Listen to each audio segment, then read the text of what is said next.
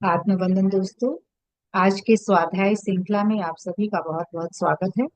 तो आज हम आगे चलेंगे जीवात्मा जगत के नियम बुक के जो जो कि क्या है, ये 7 तल, जीवात्मा जगत के 7 तलों के बारे में बताया जाएगा।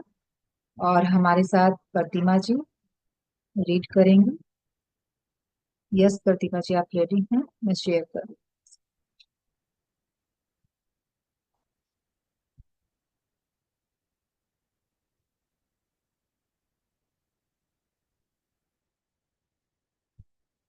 यस, स्क्रीन सभी को दिखाई दे रही है।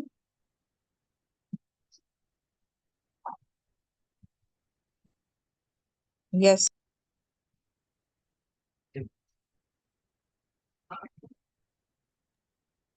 ये थोड़ा छोटा कर देंगे तो चलेगा। हाँ, एक सेकंड।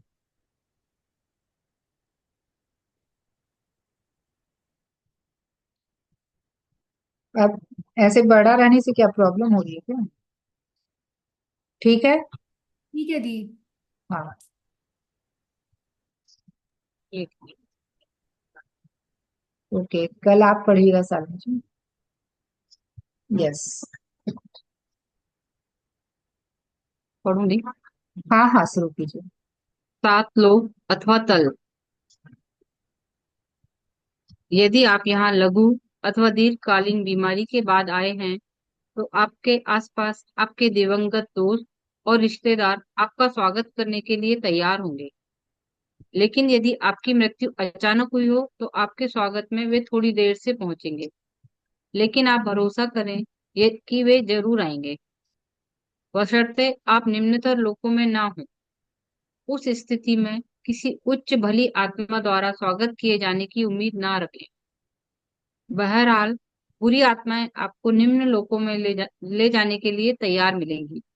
हाँ तो फ्रेंड्स, यहाँ पर हम ये जो 7 लोग और उसमें भी तल होते हैं, उसके बारे में आज हम गहराई से जानेंगे और खुद निर्णय लेंगे कि हमें कैसा करना है, क्या करना है, हमें कहाँ जाना है।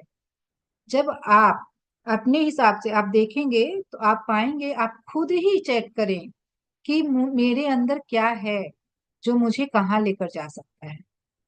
तो यहाँ पर क्या बताया जा रहा है कि निम्न जो बुरी आत्मा है, तो बुरी आत्मा का क्या मतलब है?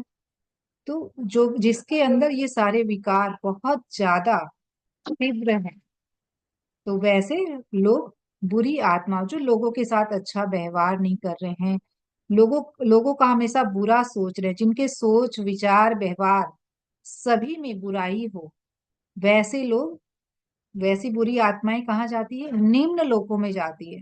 तो अब हम जानेंगे और देखिए, ये जानने के बाद किसी भी तरह के फियर में नहीं आना है कि भाई अरे निम्न लोक तो ऐसा होता है और इसमें तो भाई बहुत कष्ट है, तो भाई यहाँ तो हमें नहीं जाना है।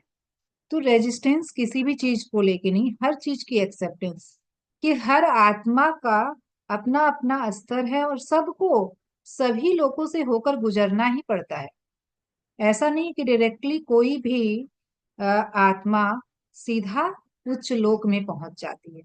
वही अनुभव लेते लेते वो आगे बढ़ती है और जैसे जैसे विकास करती है वैसे वैसे वो आगे के लोकों में जाती है। लेकिन यहाँ पर हम बहुत सौभाग्यशाली हैं कि हम जान पा रहे हैं कि हमें जो आध्यात्मिक ज्ञान ले रहे हैं, तो इसमें क्या, कैसे हम बोलते हैं ना, आपकी जर्नी फास्ट हो जाती है। तो जर्नी क्या है? यही है जर्नी, यही यात्रा पर हम चल रहे हैं कि कैसे कैसे हम मृत्यु के बाद, कैसे एक आत्मा कहाँ जाती है और कैसे वो विकास करती है, कैसे वो आगे बढ़ सकती है। तो अगर हम इस पृथ्वी लोक में ही एक शरीर के रूप में ही इन बातों को गहराई से समझ लें और अपने जीवन में अप्लाई कर लें, तो यही यात्रा क्या होगी, हम बहुत फास्ट उच्च लोकों में पहुंच सकते हैं। बहुत जल्दी, हो सकता है 1 या 2 जन्म में भी हम उच्च लोकों में पहुंच जाए। तो ये आप पर पूरा का पूरा, आप पे निर्भर करता है कि आप अपने मन को, आप अपने विचारों को, आप अपने व्यवहार को कैसा रखें। यस प्रतिमा जी। जीवात्मा जगत में 7 लोक अथवा तल होते हैं। प्रत्येक लोक में 9 9 तक 10 स्तर होते हैं। इसलिए लोक एक का अर्थ होगा लोक एक स्तर, स्तर लोक जीरो। एक स्तर 0। हाँ, तो यहाँ पर एक चीज ये समझ लीजिए पहले आप लोग, कि प्रत्येक लोक में 0 to 9 तक 10 स्तर होते हैं। अगर हम जीरो से काउंटिंग शुरू करेंगे, 0 to 9 क्या होंगे, 10 स्तर होंगे। तो 7 लोक हैं, और सातों लोकों में भी 10 स्तर हैं। सोच रहे हैं इस कितना विस्तार है वहां पर भी, कि एक लोक में भी 10 स्तर। उन 10 स्तर को पार करके फिर दूसरे लोक में भी वो 10 स्तर, फिर उनको पार करके फिर तीसरे लोक, इस तरीके से यात्रा चलती है। तो इस यात्रा को हम कैसे सुगम बनाएं, ये ज्ञान लेकर। यस। प्रथम लोक, लोक 1 निम्नतम और सबसे अंधकारपूर्ण होता है, और यह पृथ्वी के सबसे नजदीक भी होता है। यह सबसे भयानक जगह होती है। यहाँ बंजर चट्टानें होती हैं, जहाँ रेंगने वाले जंतु होते हैं, जो दरअसल विकृत शरीर, दुष्ट और कुविचारों से भरे मन वाली मनुष्य आत्माएं होती हैं। उनके शरीर हमारी तुलना में बहुत भारी होते हैं, और वे बंजर इलाके में रहती हैं और अत्यधिक अंधेरे में चट्टानों पर रेंगती रहती हैं। वे कभी रोशनी की एक नन्ही किरण भी नहीं देख पाती। हाँ, तो यहाँ पे प्रथम लोक, सोचिए इसमें भी 10 स्तर हैं, लेकिन 10 स्तरों का अलग अलग, उसको अलग अलग नहीं बताया गया है, एक साथ ही बता दिया गया है कि भाई वहां पे जो भी स्तर हैं सभी में प्राय प्राय ऐसा होता है। वहां पे अंधकार होता है, रोशनी बिल्कुल भी नहीं होती है। लेकिन एक बहुत इंटरेस्टिंग बात है कि वहां पर जो आत्माएं होती हैं वो काफी वजन में भारी होती हैं। क्यों भारी, भारीपन उसमें क्यों है? आप समझ पा रहे हैं इस चीज को, कि वहां पर वजन में काफी भारी है, तो वो भारीपन कहाँ से आया? तो ये विकारों का भारीपन है। सोचिए, आप जब मन से खाली हो जाते हैं तब आपकी आत्मा हल्की हो जाती है। जब मन से भरे हुए हैं तो वहां पर वो आत्मा में वजन है। शरीर की वजन की बात नहीं हो रही है यहाँ पे, आत्मा के वजन की बात हो रही है। कि एक आत्मा में भी वेट आ जाता है, उस कारण से वो निम्नतर लोक में ही जाएंगे। तो अब इसमें मेरे मेरे को जो समझ आ रहा है कि भाई आज एनिमल्स किंगडम में देखे कितने भारी भारी आ, जानवर होते हैं ना। तो भाई उनका जीवन क्या है? उनका जीवन है कि भाई उसी में, जानवर में भी आप देखेंगे, एनिमल्स किंगडम में भी आप देखेंगे कि उनमें भी कई तरह की प्रवृत्तियां होती हैं।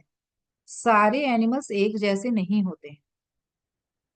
तो भाई उनका, जैसे आज पृथ्वी पे जीवन जो शुरू हुआ, सबसे पहले क्या चीज में आया? खनिज में आया, मिनरल्स, क्रिस्टल में आया, चेतना। फिर कैसे कैसे विकास हुआ उसका। तो उसी तरीके से वो जो प्रथम लोक है वहां पर तो भाई बुद्धि नहीं है, एनिमल्स को बुद्धि नहीं है, तो वो क्या करेंगे? तो कैसे धीरे धीरे धीरे धीरे उनका विकास हो रहा है। वो आत्मा कहाँ जाएगी? वो निम्नतर लोक में ही तो जाएगी। और तभी बोलते हैं ना कि 84 लाख योनियों के बाद मनुष्य जीवन मिलता है। तो इस जीवन को व्यर्थ ना करें। मतलब समझ रहे हैं हम आत्मा की इस यात्रा में किस तरीके से, कितने स्तरों से गुजर कर हम मनुष्य जीवन तक पहुंचे हैं। तो मनुष्य जीवन में आने का मतलब क्या है? कि आप निम्न लोक में तो नहीं थे, उस उन सारे स्तर को आप पार कर चुके हैं। लेकिन यहाँ पर भी बहुत गहरी बात है कि निम्न लोक, मतलब निम्न लोक की सारी यात्रा को पार करके आप मनुष्य जीवन में आए हैं, फिर भी वहां पे बुद्धि जागृत नहीं हुई। इस मायावश आपने कुछ बुरे कर्म करने शुरू कर दिए, बुरी सोच रखनी शुरू कर दी। तो वहां पर क्या है, ये आगे हम और भी अच्छे से जानेंगे, कि वहां पे फिर से आप नीचे आ जाएंगे। और ऊपर जाना था, लेकिन वहां आप नीचे आ जाएंगे। हाँ, प्रतिभा जी। दूसरा लोक भी भयानक है, लेकिन यहाँ प्रथम लोक जितना अंधेरा नहीं होता। न ही यहाँ रहने वाली आत्माओं के शरीर उतने विकृत और भारी होते हैं। वे भी पथरीली गुफाओं में रहते हैं, एक दूसरे से घृणा करते हैं और घिनौनी भद्दी भाषा का प्रयोग करते हैं। उन्हें रोशनी अथवा कोई भी अच्छी चीज नसीब नहीं होती। हम्म।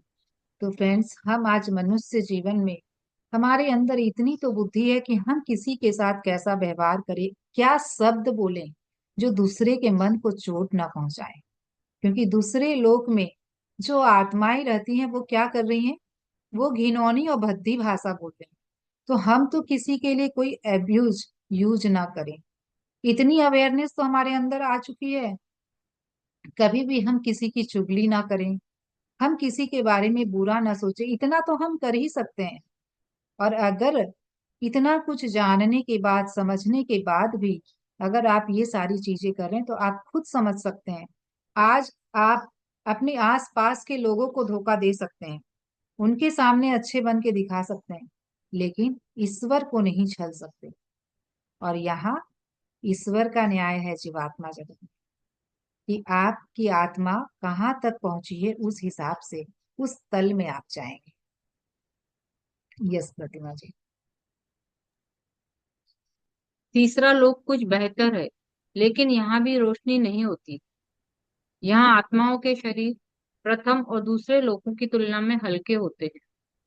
वातावरण बहुत ही भारी और कोहरे से भरा होता है। आत्माओं के शरीर देखने में मनुष्य की तरह लेकिन बूढ़े और अधूरे नजर आते हैं। तीसरे लोक की आत्माओं में एक दूसरे के प्रति दुर्भावनाएं होती हैं और वे हर चीज के लिए एक दूसरे पर आरोप लगाती हैं। वे यहाँ यानी तीसरे लोक में पहली बार आने वाली आत्माओं को पकड़कर अपना गुलाम बना लेती हैं और अपने दुष्ट कामों में मदद करने को उन्हें मजबूर करती हैं। हम्म। तो देखा जाए तो ये जो सारी चीजें उस लोक की बताई जा रही है, तो हम इस पृथ्वी पर भी ये सारी चीजें देख रहे हैं। कई जो मनुष्य जीवन में रहते हुए भी ऐसा काम कर रहे हैं, जो टेररिस्ट हैं, क्रिमिनल्स हैं, वो क्या कर रहे हैं, वो यही तो कर रहे हैं कि भाई किसी को गुलाम बना लेना, किसी का कैसे फायदा उठाना है, किसी किसी से हम कितना फायदा ले सकें। उनके मन में हमेशा ये भाव होता है, वो केवल अपने फायदे की सोच रहे हैं। तो आज भाई आप ऊपर उठे, लेकिन यहाँ क्या हुआ, बुद्धि जागृत नहीं हुई और इस मायावश गलत कामों में लग गए।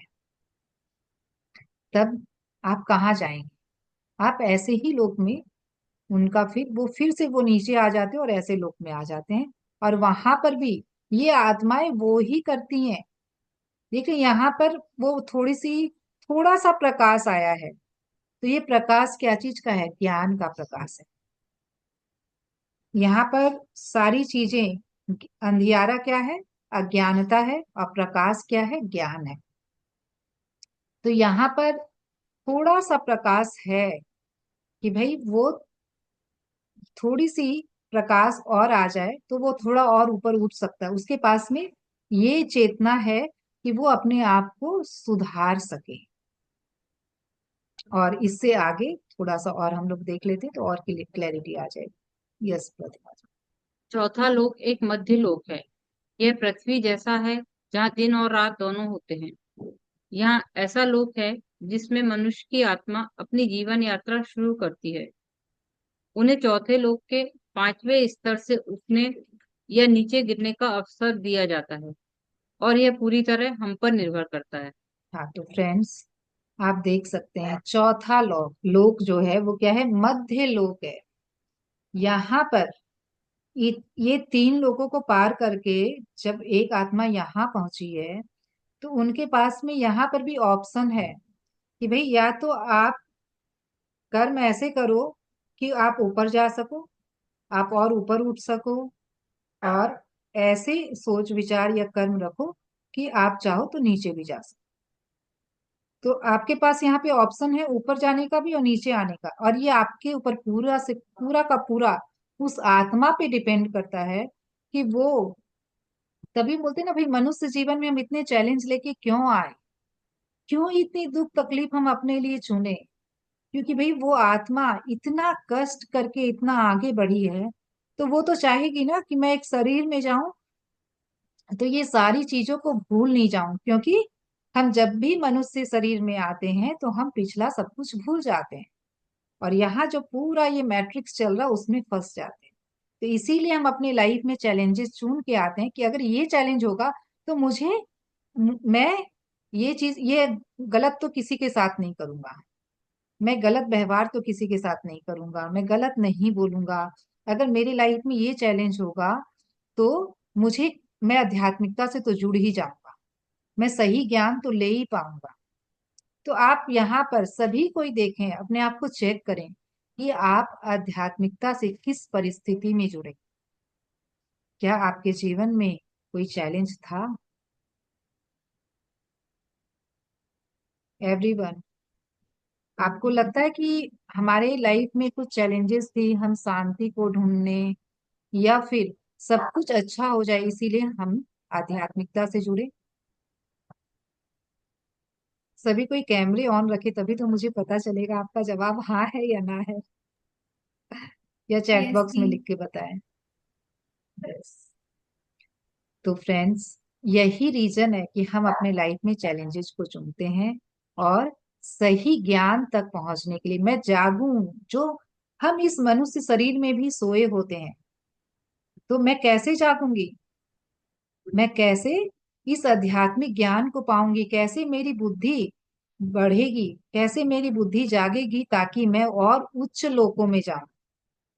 तो भाई जीवन में चैलेंजेस आएंगे तभी तो इस ज्ञान से जुड़ेंगे, और जी, मैं कोई और आगे क्वेश्चन। बढ़ने की। हाँ बोलिए। दी, जैसे अभी आपने कहा ना कि हर इंसान अपनी लाइफ में मतलब चैलेंजेस लेके आता है, तो जो भी इसमें इस बुक के हिसाब से जो भी हम गलत काम कर रहे हैं या गलत भावनाएं हैं, गलत विचार हैं, ये भी तो हम लेके ही आते हैं ना कि हमको ऐसा रखना है। तभी तो चैलेंजेस हो जाते हैं। फिर तो ये लोक में क्यों ऐसा हो रहा है? लेके नहीं आते कुछ भी, लेके तो हम अच्छा। कुछ भी नहीं आ रहे हैं। क्योंकि एक बच्चा जब इस पृथ्वी पर आया तो वो कैसे माहौल में उसकी परवरिश हो रही है, कैसे उसके माँ बाप, टीचर्स, आस पड़ोस, जो भी रिलेटिव्स, जिनसे भी वो सुना, जो भी सीखा उसके हिसाब से उन्हें बिलीव बना लिया, और उसी को सच मानकर वो जीवन जीने लग गया। उसके आधार पे ही वो सारा उसका बिहेव पैटर्न आप देखेंगे उसी के हिसाब से रहेगा, उसका थिंकिंग पैटर्न उसी के हिसाब से रहेगा। तो इसमें अब आप देखिए कि अब जब आप आध्यात्मिक ज्ञान ले रहे हैं तो आपके अंदर ये कॉन्फ्लिक्ट नहीं आता कि मम्मी ने जो सिखाया था वो ठीक नहीं था? आता है। आता है ना? तो क्यों आ हाँ। रहा है? जब वो चीजें सही थी तो अब क्यों कॉन्फ्लिक्ट आ रहा है? क्योंकि हमें सही ज्ञान नहीं मिला, तभी तो हम उस धारणाओं के आधार से ये जीवन को देखने लग गए। हमें जो दिखाया जाता है वही हम देखते हैं, अपनी आंखों से तो हम देख ही नहीं रहे हैं। जो हमें बताया जा रहा है हम उसी को मान लेते हैं। ये आपने बहुत अच्छी से समझा था वो जोकर वाली कहानी में। हम्म। तो यही बातें हैं। तो ये चीजों को आप लोग समझिए कि हमारे लाइफ में अगर चैलेंजेस नहीं होते तो हम आध्यात्मिक ज्ञान से नहीं जुड़ पाते, और हम तो दीदी जी भी। आगे के जो भी ये हैं, देखिए इसमें ये नहीं बोलूंगी मैं कि खाली चैलेंजेस हो तभी हम आध्यात्मिक ज्ञान से जुड़ते हैं, ऐसा नहीं है। सबकी अपनी अपनी यात्रा है, लेकिन ज्यादातर आप देखेंगे कि लोग अपनी लाइफ में कुछ ना कुछ ऐसा प्लान करके आते हैं, सोल प्लान में, कि भाई ऐसा कुछ सरकमस्टांसेस होगा तब तो मैं जरूर जुड़ जाऊंगी। तो किसी का कम किसी का अधिक, इस तरीके से चलता रहता है।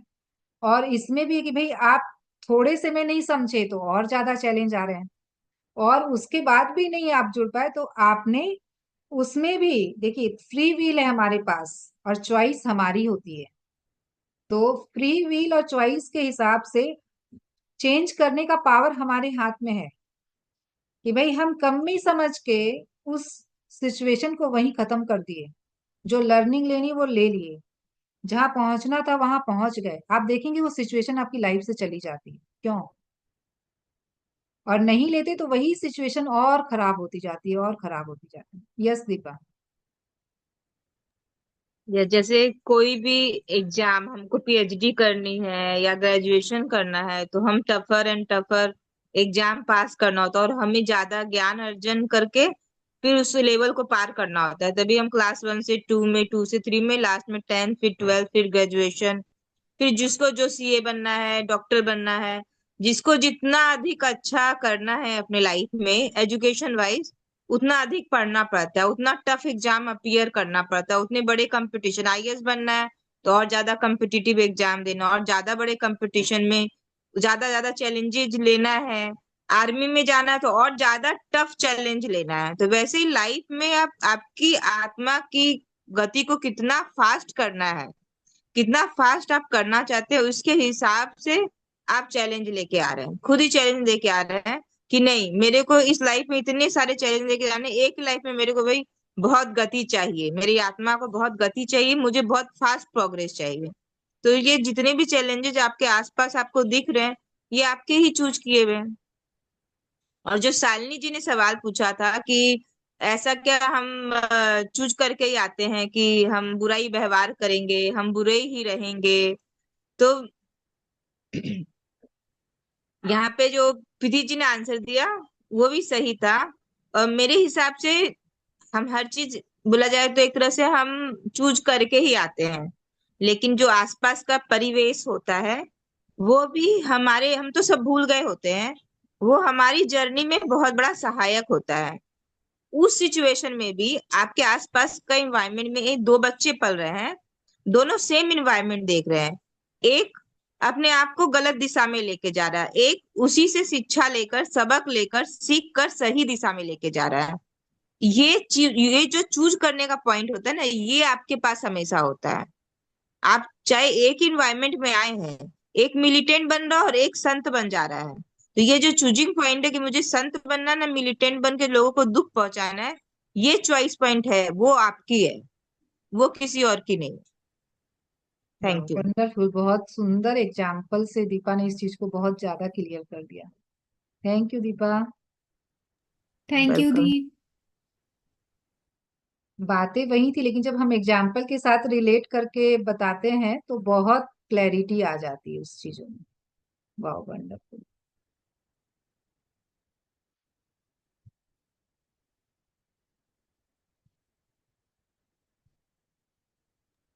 हाँ, पांचवा लोग। पांचवे लोक से स्वर्ग शुरू हो जाता है, जो धरती के किसी सुंदर स्थान जैसा होता है। आकाश में हमेशा एक हल्की सी चमक रहती है। इस लोक की आत्माएं एक दूसरे की मददगार होती हैं। उनके शरीर काफी हल्के होते हैं और उनमें कोई विकृति नहीं होती। यस, तो पांचवा तल स्वर्ग की शुरुआत है। तो भाई, हर कोई चाहते हैं ना स्वर्ग जाना। तो स्वर्ग जाने के लिए हमें कैसा क्या करना है, इस चीज को हमें अब उस हिसाब से अपने जीवन को जीना है। कि भाई अगर स्वर्ग जाना है तो देखिए, आत्माएं यहाँ हल्की हो रही हैं। क्यों हल्की हो रही हैं? क्योंकि विकार सारे यहाँ मिट जाते हैं। जब विकार मिट गए तो क्या हुआ? हम हल्के हो गए। जो एक बोझ लेकर चल रहे थे कि भाई, जो एक ब्लेम, कंप्लेन, ये सब चीजों में हम रहते, तो एक मन के अंदर भी बोझ होता ना। तो ये मन जब हल्का हो गया तो क्या हुआ? आत्मा खुद पर खुद हल्की हो गई और हम ऊंचे लोक में पहुंचते हैं। यस। छठा लोक बहुत सुंदर है। यहाँ खूबसूरत चमकीली हरी घास, पेड़ और ऐसे रंग बिरंगे फूल होते हैं जो पृथ्वी पर नहीं पाए जाते। यह लोक धूप खिले दिन की तरह हमेशा रोशन रहता है। यहाँ आत्माएं लगभग पूर्ण होती हैं। उनके शरीर बहुत हल्के होते हैं और वे सब आपसी मेलजोल और प्रेम के साथ रहते हैं, एक दूसरे की मदद करते हैं और अपनी पसंद के काम करते हैं। यदि आप छठे लोक या उससे ऊपर हैं, तो आपका अवचेतन मन, जिसे अंतरात्मा कहा जाता है, जो आपका वास्तविक आध्यात्मिक मन है, वह आपको पृथ्वी पर किए जाने वाले उन पापों को नहीं करने देता जो आपको चौथे लोक से निम्नतर लोकों में ले जाते हैं।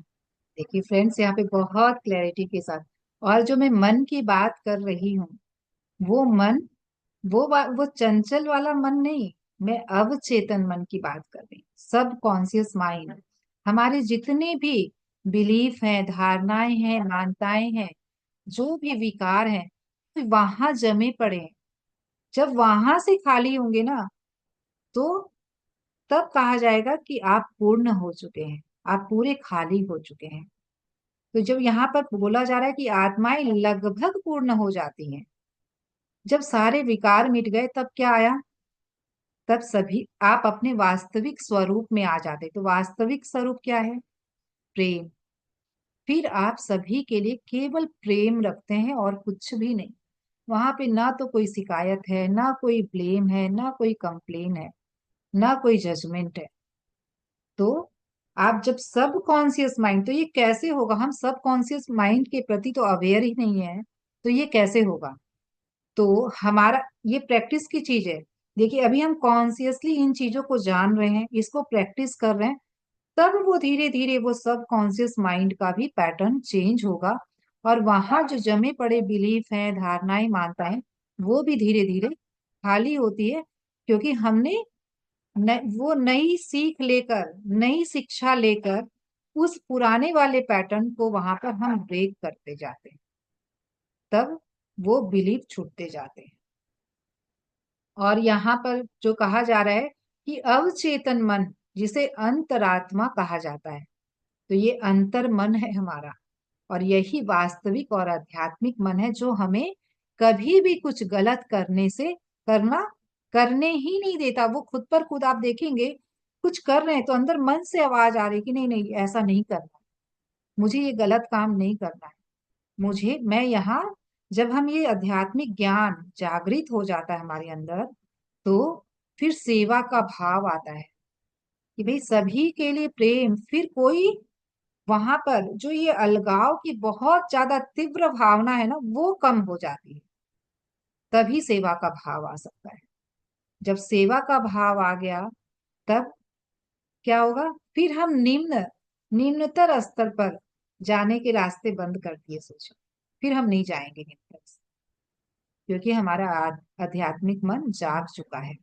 वो हमें कुछ गलत करने ही नहीं देगा।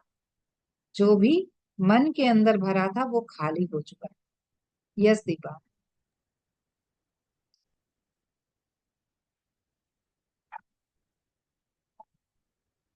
हाँ बोलिए। पढ़ू नहीं। गल यहाँ मैं पढ़ने के पहले एक एग्जाम्पल देना चाहती हूँ, बहुत सुंदर एग्जाम्पल मुझे याद आया है। स्वर्ग और नरक के बीच का थोड़ा सा मजा भी होना चाहिए ना, बीच बीच में थोड़ा सा तो याद रहे चीजें। तो उसमें स्वर्ग और नरक दोनों की रचना एकदम एक जैसी की गई। एक बहुत बड़ी हांडी में खीर भर के रख दी गई, और सीढ़ी थी, और एक बहुत बड़ी चम्मच थी। लेकिन नरक में लोग दुख से, भूख से रो रहे थे, कहरा रहे थे, एक दूसरे को मार रहे थे, पीट रहे थे। मतलब माहौल बहुत ही गंदा था वहां पे। मतलब सब एक दूसरे को टान रहे हैं, और एकदम कोई भी खीर खा नहीं पा रहा है। उस खीर को सब खाना चाहते हैं, लेकिन खा नहीं रहे, इसलिए काफी भूखे हैं, काफी भूख से व्याकुल है, काफी रो रहे हैं, एक दूसरे को मार रहे पीटे, बहुत ही मतलब वहां पे गंदा माहौल। तो ऑब्वियस है नरक ही है वो। तो बोले ये तो नरक। फिर स्वर्ग, तो स्वर्ग में वही खीर की हांडी उतनी ही बड़ी, वैसे ही एक चम्मच और वैसे ही सीढ़ी। लेकिन वहां लोग बहुत खुश हैं, तृप्त हैं, एक दूसरे से प्रेम से गले लग रहे हैं, गा रहे हैं, नाच रहे हैं। तो बोले ये क्या, खाना उतना ही है, उतनी ही खीर यहाँ है, उतनी ही खीर वही है, लेकिन ये क्या। तो बोले ये है आत्मा की प्रवृत्ति। आत्माएं कैसी है? नरक में वो आत्माएं हैं जो एक दूसरे के प्रति दूषित सोच लेकर रहती हैं, जो दुर्भावनाओं में है।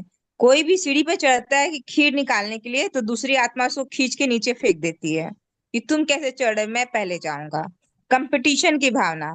तो उसके कारण कोई भी खीर नहीं निकाल पा रहा, कोई भी खा नहीं पा रहा। और यहाँ पर सब एक दूसरे की मदद कर रहे हैं कि कैसे उस सीढ़ी पे एक चढ़कर सेकेंड में आ रही हूँ। खीर निकाली जाए और सब कोई खा ले।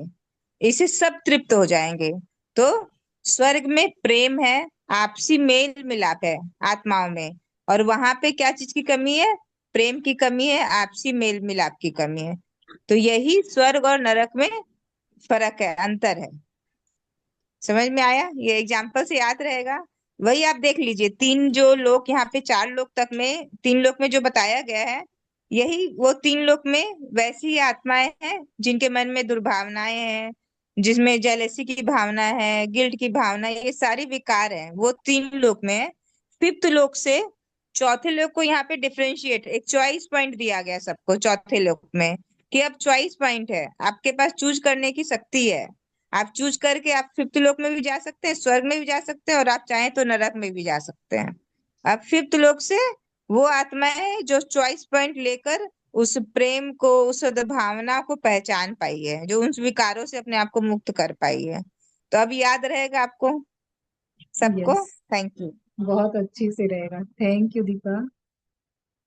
यस, अब सभी को बहुत अच्छी से क्लैरिटी आई होगी इस चीज को लेकर। Yes.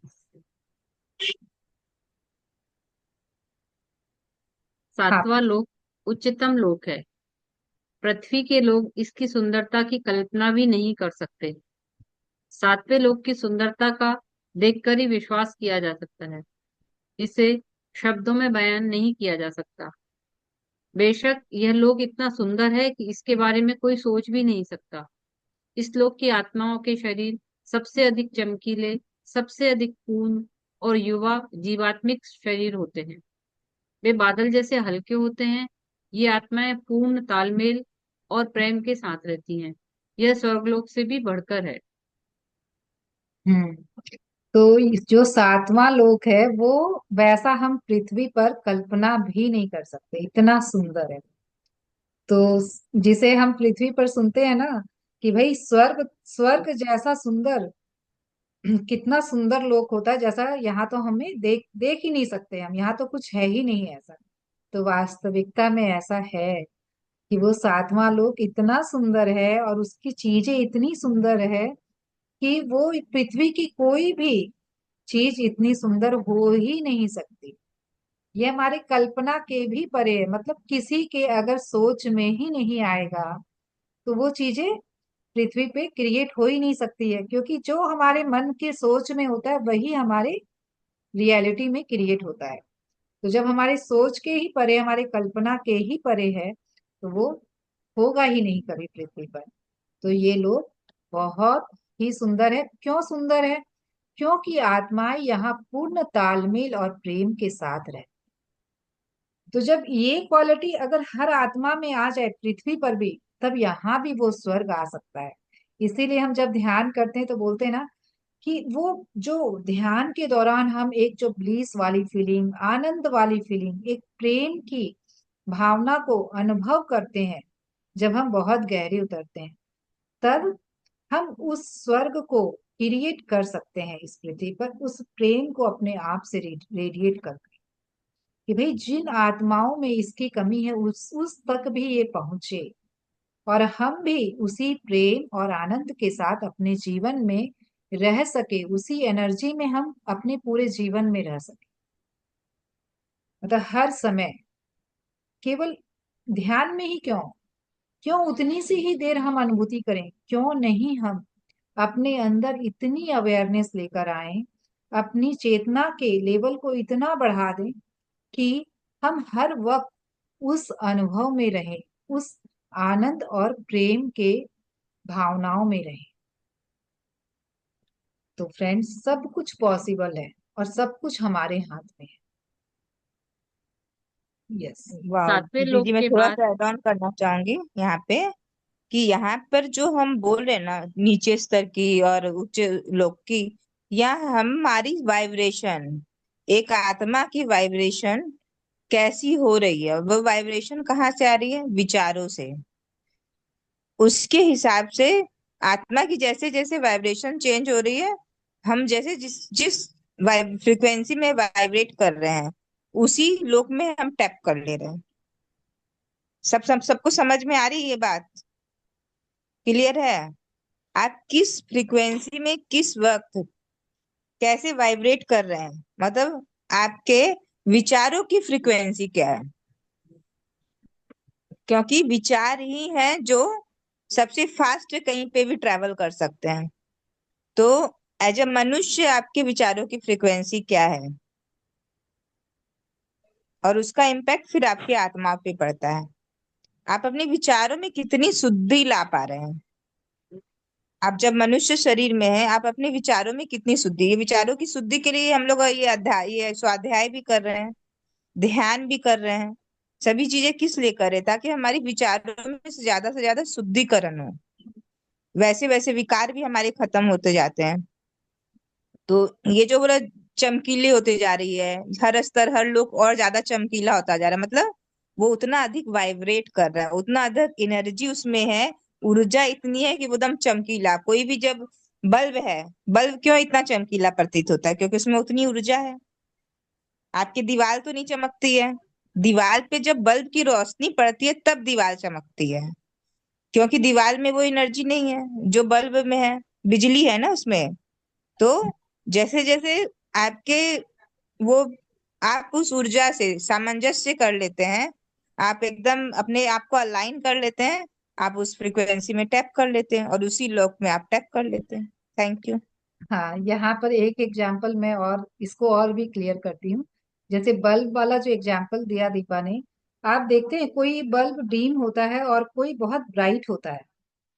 तो भाई जितनी ज्यादा वॉट का है वो, उतनी ज्यादा उसमें एनर्जी है, इसलिए वो और ज्यादा ब्राइट होता जाता है। और कम वॉट का बॉल जो होता है वो कम ब्राइट होता है, क्योंकि उसमें एनर्जी कम है। तो इससे हम लोग और भी अच्छी से रिलेट कर पाएंगे। यस।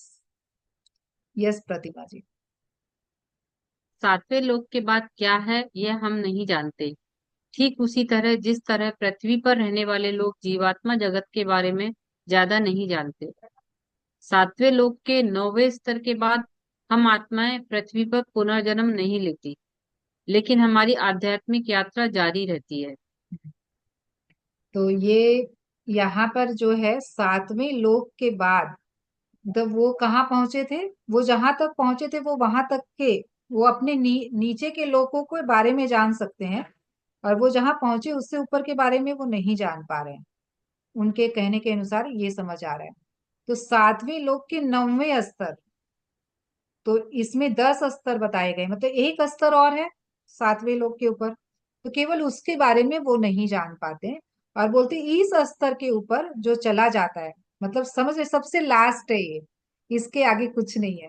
तो वहां क्या है, जो हमारी यात्रा का एकदम अंतिम पड़ाव, जहां हम जो बोल रहे हैं परमात्मा ईश्वर जो भी बोल रहे हैं, उस परम शक्ति में मिल जाते हैं।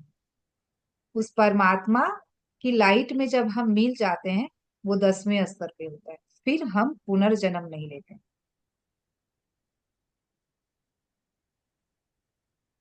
सातवें लोक की आत्माएं लगभग पूर्ण और शुद्ध आत्माएं होती हैं, लेकिन यदि वे पृथ्वी पर पुनर्जन्म लेती हैं और उनसे छोटा भी पाप हो जाता है, तो उन्हें पांचवें अथवा छठे लोक में उतरना पड़ता है। इसलिए यह हमेशा हर एक आत्मा के अपने ही हाथों में होता है कि वे ईश्वर के सच्चे रास्ते पर चलते हुए उठें या पाप और अंधकार की दलदल में गिरें। हाँ, तो फ्रेंड्स, यहाँ पर इस स्तर तक पहुंचने के बाद कोई भी आत्मा अपनी चॉइस से आ सकती है पृथ्वी पर। उनका जन्म होने का है नहीं, लेकिन कुछ आत्माएं जो होती हैं कि नहीं, मुझे जाना है और मुझे और लोगों को भी अपलिफ्ट करना है। तो कई सारी आत्माएं वो चॉइस से आती हैं। और आने के बाद वो थोड़ी सी भी गलती, उसी कॉन्शियसनेस में नहीं रह पाती, शायद कोई भी अटैचमेंट के कारण, कोई भी इमोशन के कारण उनसे थोड़ी सी भी गलती हो जाती ना, तो फिर से वो नीचे आ जाती है। तो वो आत्माओं को और भी ज्यादा सोच रहे हैं कि जहां वो पहुंच चुके हैं अंतिम यात्रा, यात्रा के एकदम अंतिम पड़ाव तक, और फिर से अगर उन्हें नीचे आना पड़े तो उनके लिए उससे दुखद बात कुछ हो ही नहीं सकती है। कोई भी आत्मा ऐसा नहीं चाहेगी। तो सोचिए वो कितनी करेजियस और साहसी आत्मा होती है, जो चूज करती है पृथ्वी पर फिर से आना, वो अंतिम पहुंच कर। तो इसमें मैं कहूंगी जैसे सुभाष पत्री जी, जो हमारे गुरु, इतना कुछ उन्होंने फैलाया, तो ऐसी आत्माएं ही होती हैं जो फिर से आना चूज करती हैं। और जैसे हम लोग हॉली बुक्स के बारे में बोले तो उसमें भी जैसे उदाहरण के तौर पर जैसे भगवान राम जिसे हम बोल रहे हैं, भगवान कृष्ण बोल रहे हैं, ये जो आत्माएं हैं वो कॉन्शियसली बोलते हैं ना कि भाई ये भगवान थे और इन्होंने ये मनुष्य रूप में जीवन लिए इन्होंने। तो क्यों लिया जीवन? क्योंकि उनको औरों का भी उद्धार करना था। भाई बहुत दुख और पीड़ा में है पृथ्वीवासी, तो उनकी इच्छा हो गई कि नहीं मुझे जाना है और मुझे मदद करनी है, मुझे उन्हें उस दुख से उनको निवारण देना है। जैसे आज बोला जाए तो गौतम बुद्ध भी वैसी ही आत्मा थी कि वो आए और उन्होंने पीड़ा, जो दुख का कारण क्या है और निवारण क्या है, उसको ढूंढा, उसको खुद जाना और फिर लोगों को बताया। तभी तो आज वो भगवान के रूप में पूजे जा रहे हैं। तो जितनी भी आत्माएं भगवान के रूप में पूजी जा रही हैं, वो आत्माएं, उनकी यात्रा पूरी हो चुकी थी और उन्होंने चूज किया फिर से आना और यहाँ आकर लोगों को के अंदर वो चेतना का स्तर बढ़ाना, उनको भी अपलिफ्ट करने में उनका सहयोग देना। यस, मैं एक चीज ऐड करना चाहूंगी। तो हम्म। यहाँ पे जितने भी पार्टिसिपेंट्स हैं उनको ये तो समझ में आ गया कि हम लोग कहीं ना कहीं सातवें स्तर के सातवें लोग के किसी स्तर में ड्वेल कर रहे हैं। चाहे वो 0 स्तर पे हो, 1 स्तर पे हो, सातवें लोग के, 2 के हो, 3 हो, तभी हम लोग इतना कुछ समझ पा रहे हैं या समझने के लायक हुए हो हैं। पाए हैं। तभी आज हम लोग इस डिस्कशन में बैठ पाए हैं। हम लोग जीवात्माओं की यात्रा की बात कर रहे हैं, इसको समझने की कोशिश करें कि हम धरती पे क्यों आए हैं, आने का पर्पस क्या है, उद्देश्य क्या है, क्या हम उस उद्देश्य पे चल रहे हैं, क्या हम अपने पर्पस को जी रहे हैं। तो ये इतना कुछ हम क्यों समझना चाह रहे हैं। बाकी कितने ही लोग हैं जो अभी भी सुप्त अवस्था में है, जो लोग अभी भी 5th स्तर पे 6th, वो लोग सुप्त अवस्था में है। वो लोग हो सकता है बहुत अच्छे हों, कुछ लोग होता है जरूरी नहीं वो आध्यात्मिक है तभी वो अच्छे हैं। वो बहुत अच्छे हैं, बहुत प्रेम पूर्वक स्वभाव है उनका, लेकिन फिर भी वो उच्च कोटि की बातें नहीं जान पा रहे हैं। वो ज्ञान नहीं जान पा रहे हैं जो उनको उस स्तर पे पहुंचाएगा। तो इस चीज के लिए तो खुश हो जाइए कि आप कहीं ना कहीं सातवें लोग के किसी न किसी स्तर पे ड्वेल कर रहे हैं। तो इसके लिए अपनी अपनी पीठ थपथपा लीजिए एक बार। हाँ, इतनी खुद बड़ी को शाबाशी अपने, एप्रिसिएट। वाह, मैं सातवें लोग के किसी न किसी स्तर पे तो ड्वेल कर रही हूँ, मतलब चलो प्रोग्रेसिव हूँ। लेकिन यहाँ voice of silence, Oculus society की बहुत अच्छी बुक है वॉइस ऑफ साइलेंस, वो भी हम लोग लेके आएंगे। थोड़ी टफ बुक है, हम लोग पहले थोड़ी इजी इजी बुक कवर कर लेते हैं। उसमें भी ये बोला गया है कि ये सीढ़ी की पायदान की तरह है, और अगर हम लोग ऊंचे पायदान पे भी पहुंच कर एक गलती भी कर देते, मतलब जितना ऊंचा आपका पद होगा उतनी अधिक जिम्मेदारी आपकी बढ़ जाएगी। आपको उतनी सजगता, उतनी अवेयरनेस के साथ जीवन जीना होगा। और उस अवेयरनेस को आप जैसे ही ड्रॉप करते हैं, आपसे गलती घटित हो जाएगी, और गलती घटित हो जाएगी तो वापस से आपको निम्न लोकों की यात्रा करनी पड़ेगी। तो जितनी अधिक आप ज्ञान ले रहे हैं उतनी सजगता आपको अपने ऊपर, अपने व्यवहार के प्रति बढ़ानी होगी, कि आप कैसे खुद के साथ व्यवहार कर रहे हैं, कैसे दूसरों के साथ व्यवहार कर रहे हैं, अपने जीवन में आप क्या क्या चीज जी रहे हैं। इन सब चीजों के प्रति आपको सजगता लानी होगी। पूरे पत्री जी ने कॉन्शियसनेस कहा में ना रहना होगा। कि बोलिए, बोलने में भी सजगता, खाने में भी आप कैसा आहार ले रहे हैं, कैसी बातचीत कर रहे हैं, कैसी जीवन शैली जी रहे हैं, हर चीज में आपको सजगता लानी होगी। Thank you. यस, बहुत सुंदर बात कही है ये दीपा ने कि हम अपने जीवन में क्या चीजों को फॉलो करें, किन चीजों को अपनाएं, कैसा जीवन जिएं, कितने कॉन्शियस रहें, कितने अवेयरनेस में रहें हर चीजों के प्रति, अपने व्यवहार में, अपने सोच में। तो आपकी जिम्मेदारी और बढ़ चुकी है और हमें और भी ज्यादा कॉन्शियसली रहना है और भी ज्यादा कॉन्शियसली बिहेव करना है। हर एक थॉट के प्रति हमें अवेयर रहना है, दीदी। जितने गलती लोग से कंधे भी। थपथपाए हैं अपने, तो वो लोग सोच लीजिए आपके कंधे पे जिम्मेदारी भी उतनी बड़ी है। हाँ, तो दीदी, जैसे, हाँ बोलिए। जैसे जो भी ये 7 लोग थे, तो ये क्या पॉसिबल है कि कोई भी आत्मा या मतलब कि जो भी आत्मा एक बार में 2 लोग का वो कर सकती है? हाँ, जैसे दीपा ने पिछले बार एग्जाम्पल दिया ना कि अगर हम्म। आपको जितना अपनी यात्रा में जितनी तीव्रता लानी है उतना ज्यादा आप हार्ड चैलेंज अपने लाइफ में चूज करते हैं, ताकि आप और ज्यादा अपनी बुद्धि को प्रखर कर सके, और ज्यादा सीख सकें, और ज्यादा लेसन्स को ले सकें, और ज्यादा आप खाली हो सकें, तब पॉसिबल है। मतलब फर्स्ट लोग सेकंड लोग भी हो सकता है उसमें? यहाँ पर देखिए ऑप्शन हमारे पास कब आता है, चौथे लोग से। उसके हम्म। पहले क्या ना, बुद्धि है ही नहीं वहां पे, बुद्धि का स्तर क्या, बुद्धि ही नहीं है। तो जो एनिमल्स किंगडम में है उनके पास बुद्धि है। बुद्धि जब हम नहीं। मनुष्य जीवन में आते तभी हमारे पास बुद्धि भी आती है। राइट। तो चौथे लोक से ही आपके पास चॉइस पॉइंट है कि आप नीचे की तरफ जाएं या ऊपर की तरफ जाएं, और अपनी यात्रा को कितना फास्ट कर सके। भाई मुझे तो कुछ जन्मों में ही एकदम सातवें लोक तक पहुंचना है, तो भाई मैं कैसे पहुंच सकती, तो आपकी स्पिरिट गाइड आपकी हेल्प करते हैं वो सारा सोल प्लान बनाने में, कि भाई अगर तुम ये चैलेंज चुनोगे, तुम इस तरीके से तुम्हारी पूरी लाइफ प्लान होगी, तुम ये लेसन ले लोगे, तब तुम पहुंच सकते हो। तुम यहाँ पर ये चीजों से खाली हो जाओगे तब तुम पहुंच सकते हो। तो हर पॉसिबिलिटीज है, ऐसा नहीं कि पॉसिबिलिटीज नहीं है, हर पॉसिबिलिटी। लेकिन डिपेंड सब कुछ आपके ऊपर करता है कि आप कितने कॉन्सियसली अपने जीवन को जीते हैं। जो तो कुछ दीदी जो भी लोग, बाहर दिख रहा है, इसमें देखिए सबसे गहरी बात बता रही हूँ, जो कुछ भी बाहर दिख रहा है उसको अगर आप सच मान रहे हैं तो कभी भी आप अंदर के प्रति उतने कॉन्सियस हो ही नहीं सकते।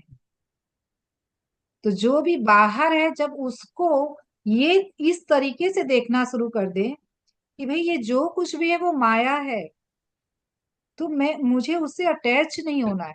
मेरा कोई भी व्यवहार अटैचमेंट से होकर गुजर रहा है, कि भाई मैं अटैच होकर कोई किसी के साथ क्या व्यवहार कर रही हूँ, और रहना गृहस्थ जीवन में है लेकिन डिटैच होकर।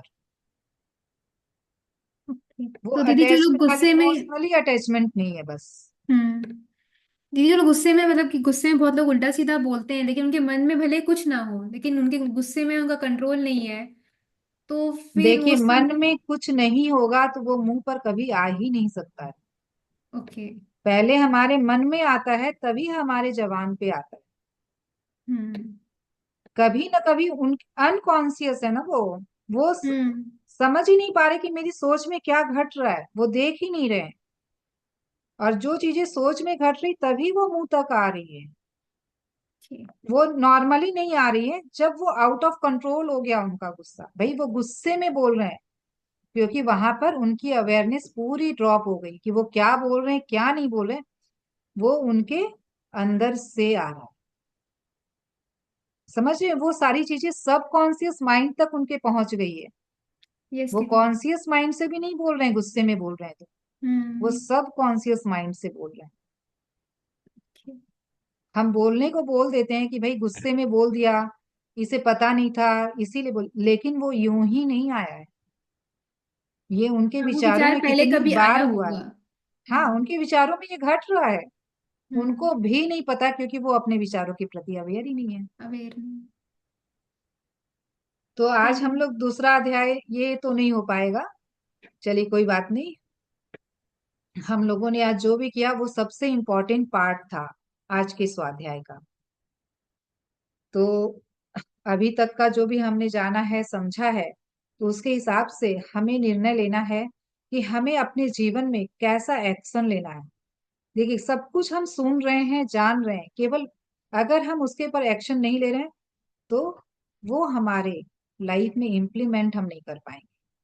तो भाई एक्शन कैसे लेना है, ये बात आ रही ना कि एक्शन कैसे लें। तो जब भी आप कुछ बोल रहे हैं तो कुछ सोच कर, कभी भी ऐसे ही तुरंत जल्दबाजी में कुछ भी ना बोल दें। कुछ भी कर रहे हैं उसके प्रति भी पूरी अवेयरनेस, जो भी विचारों में चल रहा है, जब भी आपको याद आ रहा है तभी चेक कीजिए कि मेरे विचारों में क्या चल रहा है। मैं अपने एग्जाम्पल से आप लोगों को बताती हूँ। जब भी कुछ होता है मेरे डे टू डे लाइफ में, तो इतनी अवेयरनेस आ गई है कि अगर ये बात हुई है तो मैं इस टाइम पर क्या सोच रही हूँ, अरे मेरे मन में निगेटिव विचार आ गया, तुरंत उसको चेंज करना है। तो बाय प्रैक्टिस ये चीजें होंगी। देखिए, क्योंकि हमारा माइंड वायर्ड है निगेटिवली थिंकिंग करने के लिए, ये हमारा माइंड पूरी तरह से वायर्ड है। तो इस वायर को पहले तो हम लूज करेंगे, ये लूज होंगे तभी ये टूटेंगे, और फिर नई वायरिंग बनेगी। तो मैं नहीं बोलूंगी कि मैं वहां तक पहुंच गई कि मेरे मन में एक भी निगेटिव विचार नहीं आता है, या फिर मैं कुछ निगेटिव सोचती हूँ नहीं हूँ, या फिर मैं कभी बोलती ही नहीं हूँ। लेकिन हाँ, इतना जरूर बोल सकती हूँ कि जहां दिन भर में बहुत ज्यादा होता था, वहां बहुत कम होने लग गया है। तो इसी तरीके से हम उसके लेवल नीचे ला सकते हैं कि भाई बहुत ज्यादा हम निगेटिव विचारों में रहते हैं, तो हम उसको, आप इसमें एक चीज और कर सकते हैं, इमोशनल ट्रैकर बनाइए। कि आप दिन की शुरुआत जैसे 6 बजे से कर रहे हैं, तो 6 to 8 आप, हम क्या है ना, हर विचारों को नहीं देख पाते, लेकिन हम इमोशन को बहुत इजीली देख पाते हैं। तो इमोशंस, कैसे इमोशन थे मेरे जब मैं 6 to 8, इस 2 घंटे में मैंने क्या क्या इमोशंस फील किए। ठीक है। और इसके लिए क्या करना होगा, पहले तो इमोशंस को अच्छी से जानना होगा कि हमारे अंदर किस किस तरह के इमोशंस आते हैं। तो आप लोग गूगल करके देखिए कि किस किस तरह के इमोशंस होते हैं, तब आप उसको आइडेंटिफाई कर पाएंगे कि हम पूरे दिन में किस किस तरह के इमोशंस को फील कर रहे हैं।